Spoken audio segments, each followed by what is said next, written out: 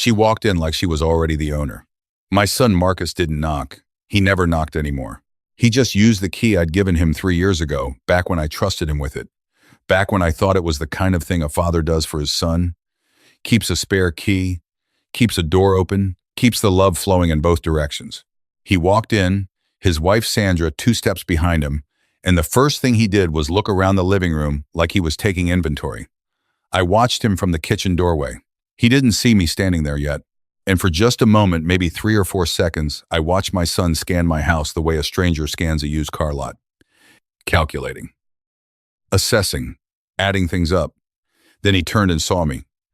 "Dad," he smiled. The door was unlocked. I said, "I know." What I didn't say was, I unlocked it on purpose. I unlocked it because I wanted to see exactly what you do when you thought no one was watching. And now I knew. My name is Robert Calloway. I'm 63 years old.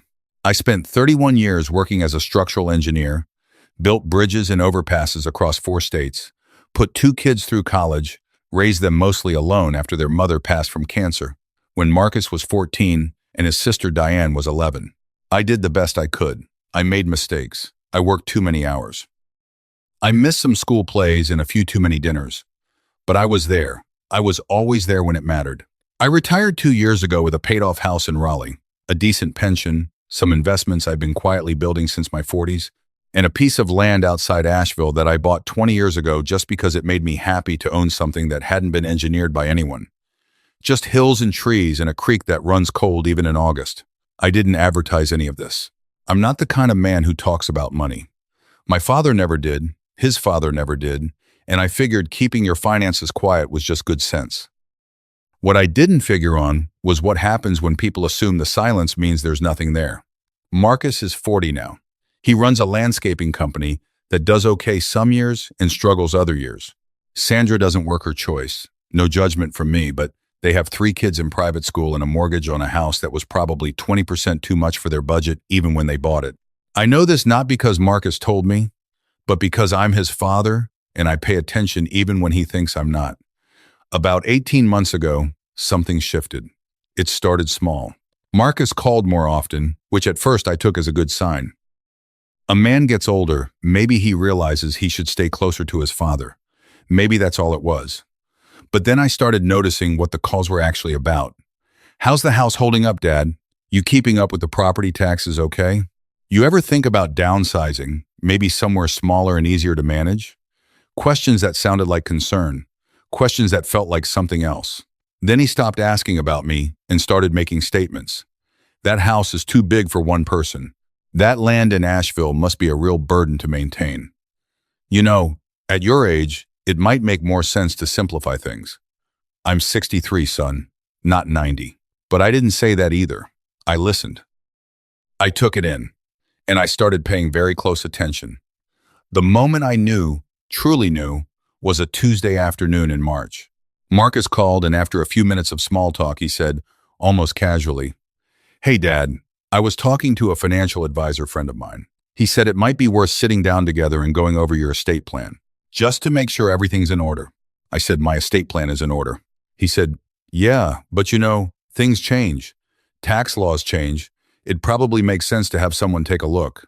I said, "I have someone who looks at it." A pause. Then, "Who?" That question landed differently than he intended it to. It wasn't a son asking out of care. It was someone who believed they already knew the answer. That I had no one. That I was navigating everything alone. That I was a vulnerable man with assets and no plan and nobody standing beside me. I told him I'd think about it. After I hung up, I sat in my kitchen for a long time. The afternoon light was coming through the window the way it does in March in North Carolina. That thin gold light that doesn't quite warm you. I sat there and I thought about my son. I thought about the boy who used to fall asleep on my chest watching football. I thought about the teenager who cried at his mother's funeral with his face pressed into my shoulder. I thought about the man he'd become, the strain he was under, the debt he was probably drowning in, the desperation that can make people do things they'd be ashamed of in better times. I didn't feel angry. Not yet. What I felt was something quieter and harder. Grief, maybe. The specific grief of watching someone you love choose a path you can't follow them down. That evening, I called my attorney. His name is Gerald Watkins.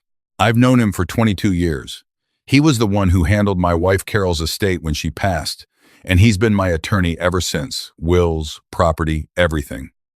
Gerald is 71, still sharp as anyone I've ever met, with the kind of patience that comes from spending decades watching families tear themselves apart over money.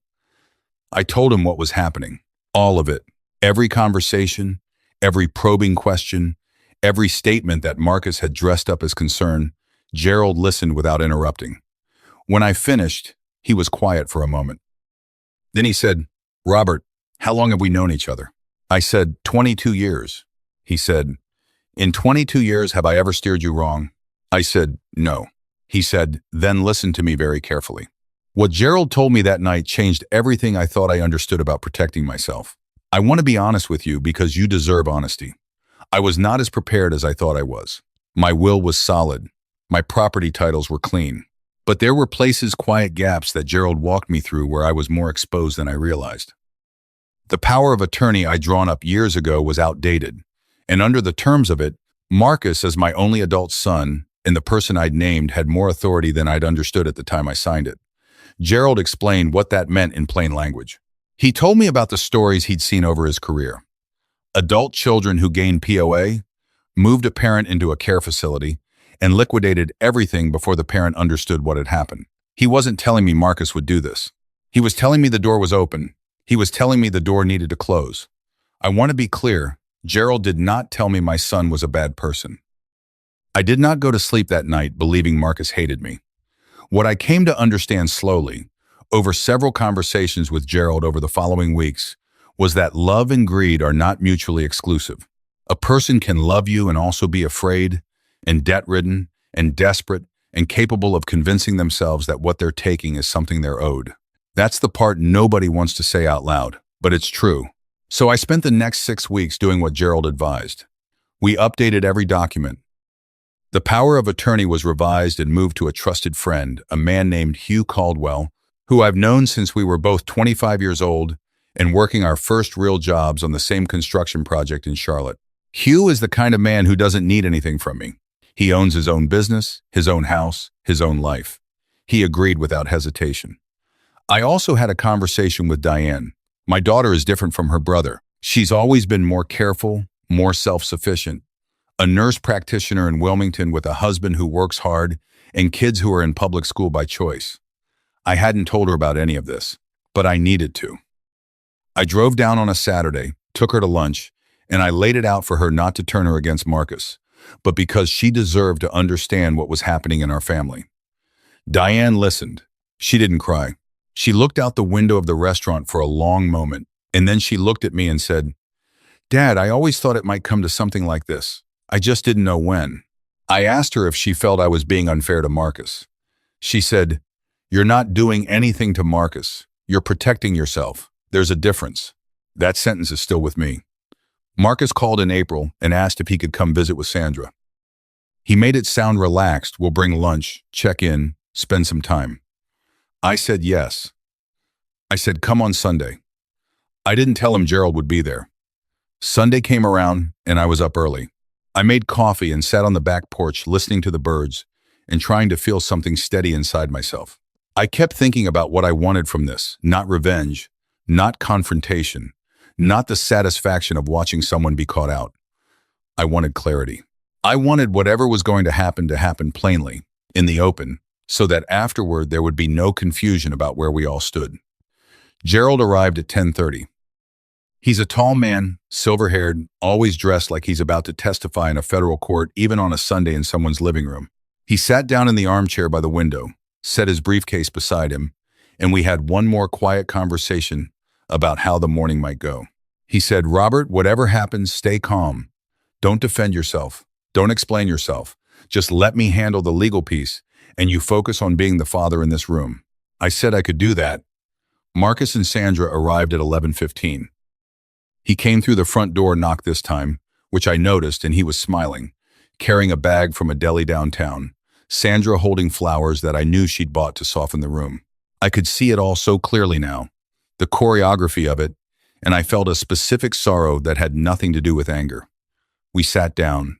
We made small talk. Marcus asked about the backyard. Sandra admired the kitchen renovation I'd done last year. It was all perfectly pleasant. Then Marcus looked across the room and saw Gerald in the armchair. The smile changed. Not by much, but I've known my son for 40 years and I've watched his face in every kind of moment, and something shifted behind his eyes. He said, "I didn't realize you had company." I said, "Gerald's not company. Gerald's my attorney. He's been my attorney for 22 years. I asked him to be here today." Marcus looked at Sandra. Sandra looked at the flowers she'd set on the table. There was a silence. Then Marcus said carefully, "Is everything okay, Dad? And this is the part I want you to hear. If you're in a situation anything like this one, if you're sitting in a room where someone who loves you is also afraid of what you might do with what you've built, if you're a father or a mother watching your child look at you the way a person looks at something they're trying to figure out how to take." I said, "Everything is fine, Marcus. It's better than fine, actually. I'm healthy, I'm happy, and my affairs are in very good order. Gerald has made sure of that." Marcus said, "Right, of course." He was working to keep his face relaxed. "So, what is this? Like a formal thing?" Gerald spoke then, quietly and without any drama. He told Marcus that we weren't there to make accusations or create conflict. He said he was present because I had asked him to be, because I valued having someone who understood my legal and financial situation close at hand. He told Marcus that he was aware Marcus had expressed interest in being more involved in my estate planning, and that I appreciated that interest, but that my estate plan was now fully updated and all necessary documents and decisions had been made and recorded. He said, "Robert is well cared for, legally speaking. He has trusted people in every position that matters. There's nothing here that needs additional attention." Marcus started to say something, stopped, started again. He said, I was worried about you, Dad. That's all this ever was." I looked at my son. "I want to tell you I felt righteous in that moment, that I felt vindicated, but that's not what I felt. What I felt was something much more complicated and much sadder, the loss of an easier version of this moment, one where I could have believed him without the weight of the last 18 months sitting between us." I said, "I know you were worried, and I love you for caring about me, but I also need you to understand that I am capable of managing my own life. I'm not lost, son. I'm not confused. I'm not frail. I am a man who built things his entire career and knows how to make sure the things he built don't fall down." Marcus didn't say anything to that. Sandra picked up the deli bag and quietly suggested we have some lunch. We did. The four of us sat at my kitchen table and ate sandwiches and talked about the kids, about the spring weather, about a restaurant in downtown Raleigh that Diane had recommended. It was almost normal. It was the kind of normal that exists just on the other side of something difficult, fragile, but real. Gerald left around 2 o'clock. Before he went, he shook Marcus's hand at the door. Marcus shook it back.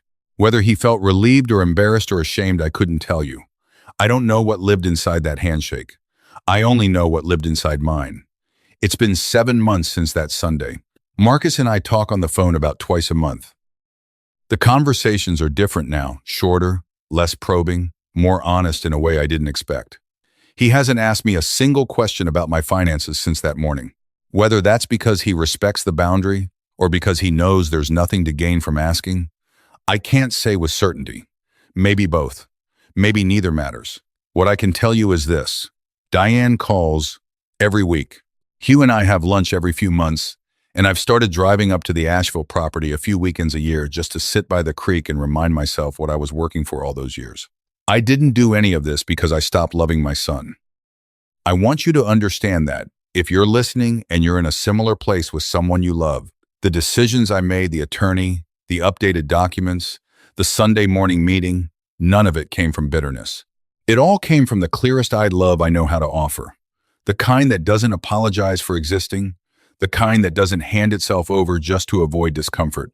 My father used to say that a man's house is built twice, once with lumber and nails, and once with the decisions he makes inside it. I've been building mine a long time. I know every beam and joint, and I've made sure, now, that nobody can come along and decide it belongs to them before I've finished living in it. There's a version of this story where I tell you Marcus is a villain, where I describe him as greedy and calculating and undeserving of the love I've given him. But that version would be a lie. The truth is simpler and sadder and more human than that. He was struggling. He was scared. He looked at his father's life and saw a solution to a problem that was consuming him.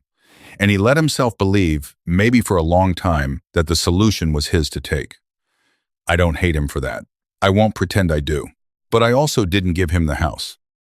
If you've stayed with me through all of this, and thank you for staying, it means more than I know how to say. I want to leave you with the thing I couldn't fully articulate until after that Sunday was behind me. There is a particular kind of loneliness that comes with getting older and watching people recalculate their relationship to you based on what they think you're worth. It's not like other loneliness. It doesn't announce itself. It creeps in on quiet Tuesday afternoons when the phone rings and something in the questions doesn't quite sit right. And if you're not careful, if you don't pay attention to that feeling in your chest that says something has changed, you can find yourself signing something on a kitchen table that takes the next chapter of your life right out of your hands.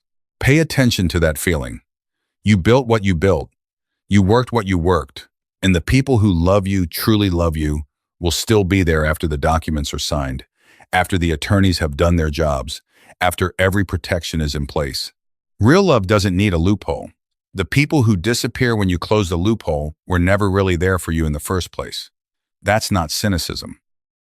That's the most honest thing I know. Take care of yourselves, friends, and take care of what you've built. Nobody else is going to do it for you. Protecting yourself isn't a betrayal of love. It's one of the deepest acts of self-respect a person can offer. Robert didn't close his door on his son. He simply made sure the door was his to close. If someone in your life truly loves you, they'll still be standing there after every boundary is drawn. Real love never needs a loophole to get inside. A small note for you. This story was created and fictionalized by AI, crafted to bring you an engaging listen while leaving behind something worth keeping, a quiet reminder that you've earned the right to protect what you've built.